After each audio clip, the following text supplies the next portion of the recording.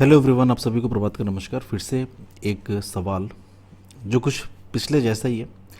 पिछले केस में जो फोर्स था हमने हॉरिजॉन्टल डायरेक्शन में लगा रखा था, यहाँ पे जो फोर्स है हमने वर्टिकल डायरेक्शन में लगाया। यहाँ पे एज पे हमने फोर्स अपवर्ड डायरेक्शन में लगाया। ठीक है, पूछ क्या रहा है? Acceleration of centre of mass, angular acceleration alpha जो भी इसका होगा, फ्रिक्शन फोर्स जो इस पर एक्ट होने वाला है, ये सारी की सारी वैल्यूज़ आपको कैलकुलेट करनी है। ठीक है, गिवन है एन एफ रफ कहने का मतलब कि जो फ्रिक्शन होगा वो स्टैटिक होगा, काइनेटिक नहीं होगा, कोई भी रिलेटिव स्लिपिंग नहीं होने वाली, यहाँ पे प्योर रोलिंग होगी। ठीक है, सो एन एफ रफ के लिए हम सिंपल सा यहाँ पे ये बोल सकते हैं कि भैया एन एफ रफ लिख दिया, इसका मतलब ये है ना कि यहाँ पे जो है वो प्योर रोलिंग होगी। ठीक है ना, और जो फ्रिक्शन होगा वो आपका काइनेटिक नहीं होगा। ठीक है, ये दो चीज़ें तो हम श्योर हो गए। साथ ही साथ अब यहाँ पे सबसे पहले तो फोर्सेस वगैरह हम दिखा लें कौन कौन से फोर्सेस लग रहे हैं। ये जो सॉलिड स्फीयर है एम मास का और आर रेडियस का, इस पे लगने वाले सारे फोर्सेस वगैरह हम पहले लिख लें।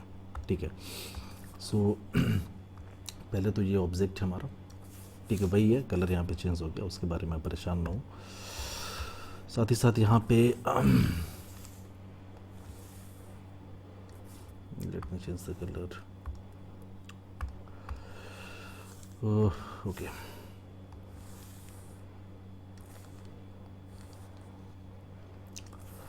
फोर्सेस कौन कौन से लग रहे हैं? सो फोर्सेस इस पे लग रहा है यहाँ पे अपोर डायरेक्शन में। तो हाँ, यहाँ पे हमने क्या किया, एक अपोर डायरेक्शन में इसे फोर्स लगा दिया।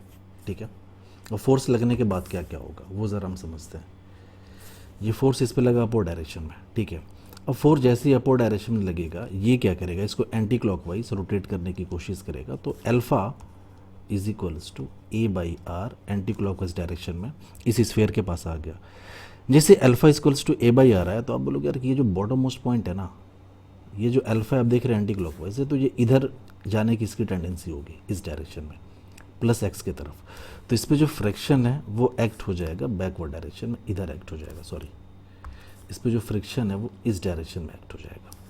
ठीक है, तो ये फोर्स हम यहाँ पे दिखा दें कि भैया जो फ्रिक्शन है इस पर वो बैकवर्ड डायरेक्शन में एक्ट होगा। हमने फिर से बोला कि फ्रिक्शन की डायरेक्शन अगर आप समझ नहीं पा रहे हैं कोई दिक्कत नहीं, अगर आपने यहाँ पे प्लस एक्स की तरफ लगा दिया कोई फ़र्क नहीं पड़ता, वो प्लस माइनस एडजस्ट हो जाएगा, न्यूमेरिकल वैल्यू पे फ़र्क नहीं पड़ेगा आंसर के।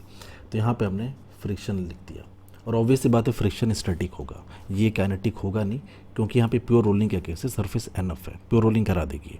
ठीक है, साथ ही साथ इसका जो भी सेंटर है, भाई हॉरिजॉन्टल फोर्स तो लगी रहे ना, तो हॉरिजॉन्टल डायरेक्शन में एक एक्सीलरेशन, तो यहाँ पे इस डायरेक्शन में सेंटर के पास एक एक्सीलरेशन आ गया, और वो एक्सीलरेशन है हमारा स्मॉल है। ठीक है, इसका मास स्मॉल m गिवन है, साथ ही साथ जो रेडियस है वो गिवन है r। बस हमने अब इक्वेशन यहाँ पे बनानी है, इक्वेशन बना के जो भी वैल्यूज़ हैं यहाँ पे हम लोग कैलकुलेट कर लेंगे। ठीक है, सो पहला इक्वेशन बनाएंगे हम लोग ट्रांसलेशनल मोशन के लिए, F external equals to mass into acceleration.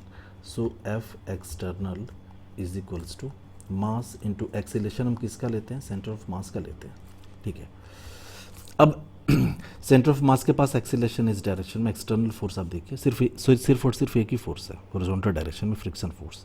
So external force में हो गया ये आपका फ्रिक्शन फोर्स जो स्टैटिक फ्रिक्शन है, और ये m, और ये आपका हो गया a। This one is our equation number first. Centre of mass का एक्सीलरेशन जो ट्रांसलेशनल है वो स्मॉल ए के बराबर है, तो स्मॉल ए लिख दिया हमने यहाँ पे। ठीक है, और एक बात ये ट्रांसलेशनल के अकॉर्डिंग तो हमने इक्वेशन बना ली, अब ज़रा बनाते हैं हम लोग रोटेशन के अकॉर्डिंग। ठीक है ना, टॉर्क की इक्वेशन हम बनाते हैं, तो वही चीज़ torque about centre of mass is equals to, आपको मोमेंट ऑफ इनर्शिया किसके अबाउट लेना पड़ेगा, सेंटर ऑफ मास के अबाउट लेना पड़ेगा, और ये आपका हो गया अल्फा।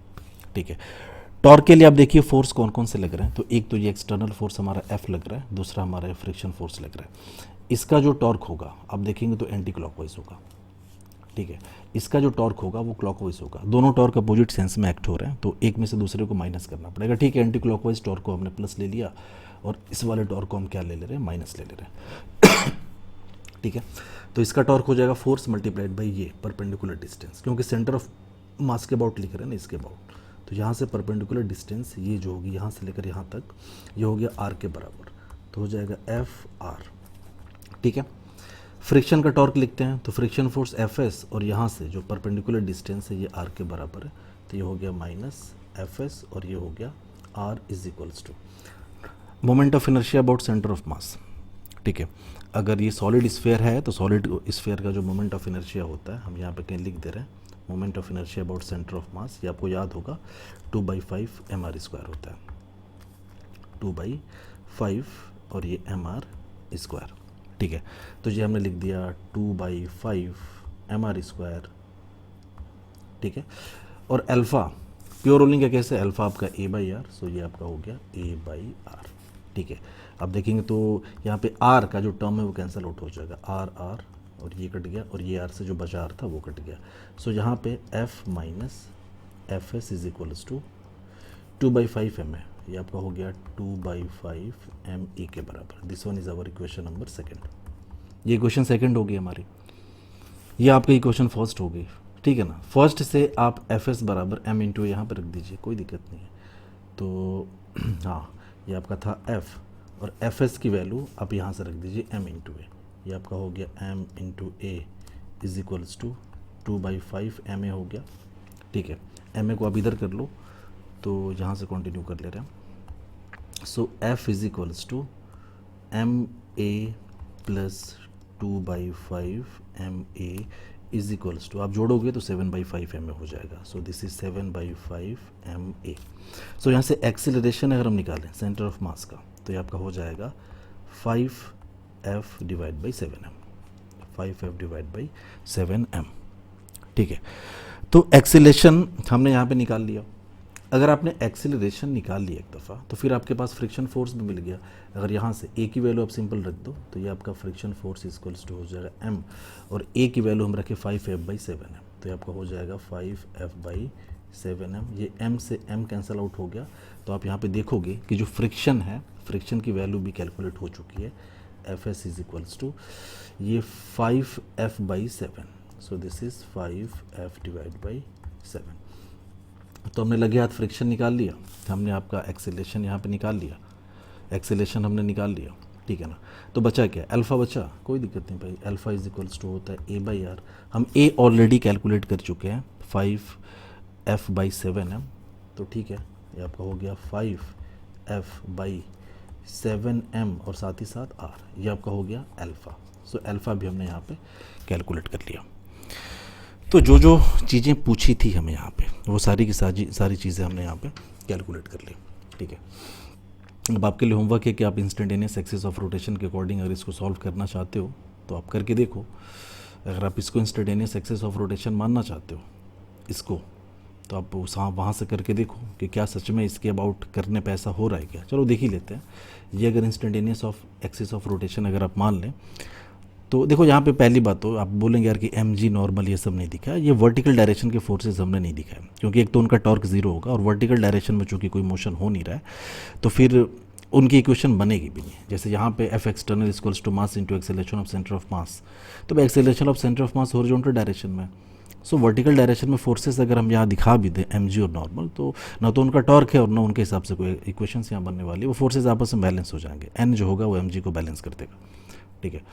तो इसको आप इंस्टेंटेनियस एक्सिस ऑफ रोटेशन अगर मान लो, टॉर्क की इक्वेशन आप यहाँ से लिखो, एम जी का टॉर्क जीरो, नॉर्मल का टॉर्क जीरो, फ्रिक्शन का टॉर्क जीरो, सिर्फ और सिर्फ इसी का टॉर्क आ रहा है। सो एफ का टॉर्क क्या हो जाएगा, थोड़ा देखते हैं। इसका टॉर्क एंटी क्लॉकवाइज डायरेक्शन में F multiplied by R, so ये आपका हो गया F multiplied by R is equals to I लिखेंगे किसके अबाउट, इसके अबाउट। तो भाई सेंटर के अबाउट इतना होता है, इसके अबाउट लिखना है तो प्लस एम आर स्क्वायर, और इसमें हम जोड़ देंगे प्लस एम आर स्क्वायर, तो ये आपका कितना हो जाएगा 5 2 7, ये आपका हो जाएगा 7 M R square divide by 5, तो ये आपका हो जाएगा 7 M R square divide by 5 I, और ये आपका हो गया अल्फ़ा। अल्फ़ा को हमने लिख दिया a डिवाइड बाई आर, ये कट गया, ये r से ये जो r बचा था वो कट गया, विच इम्प्लाइज यहाँ से a is equals to 5f/7m, ये आपका हो गया 5f डिवाइड बाई 7m। अब देखेंगे वही चीज़ हूबहू निकल के आ गई। इसका मतलब कि इंस्टेंटेनियस एक्सिस ऑफ रोटेशन है, और ऑब्वियस ही बात है क्योंकि यहाँ पे प्योर जब स्लिपिंग हो रही, प्योर जब यहाँ पे रोलिंग हो रही है, यहाँ पे किसी भी तरह का कोई रिलेटिव मोशन नहीं है, तो एक दूसरे के रेस्पेक्ट में यहाँ पे कोई ट्रांसलेशनल मोशन नहीं है, न तो इस पॉइंट के पास न तो इस पॉइंट के पास। तो यहाँ के अबाउट आप ये कह सकते हैं कि बॉडी जो है वो प्योर रोलिंग मोशन में about this point, so this can be considered as instantaneous axis of rotation, ठीक है। तो ये 2 सवाल आज के लिए काफ़ी हैं। Thank you, have a good time.